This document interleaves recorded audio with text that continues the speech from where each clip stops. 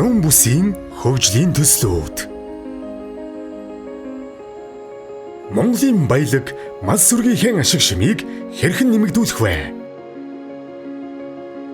2019 оноос улсын төсвийн 47 тэрбум төгрөгийн хөрөнгө оруулалтаар Ховд аймагт баруун бүсийн арьс шир, ноос ноолуур, малын мах, дайвар бүтээгдэхүүн боловсруулах цогцлборын цахилгаан, дулаан, авт зам, газар доогуурах шугам хоолой, холбоо хангамжгээд дэд бүтцийн бүтээн байгуулалтын ажлыг эхлүүлж өнөөдөр дуусах шатанда ороод байна.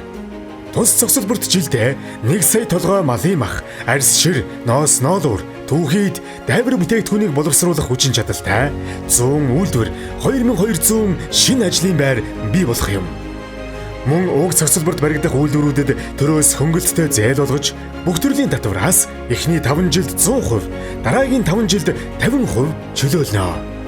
Өнөөдөр 5,000 төгрөгийн үнэтэй байгаа өхрийн ширийг 500,000 төгрөгийн үн цэнтэй болгох, хог дээр хаягдж буй хоньны нэхийгээ боловсруулж 100-аас 300 дахин үнд хүргэх, дайвар бүтээгдэхүүнээ үйлдвэрлэлийн аргаар боловсруулж дахин үржигдэх орлого олж дотоод гадаадын зах зээлд гаргах, малчтай орлоготой, иргэдээ ажлын байртай, баруун бүсийн аймагуудаа хөдөө аж ахуйн түүхийд боловсруулах хөнгөн үйлдвэртэй болгох эхлэл ийхүү тавигдлаа.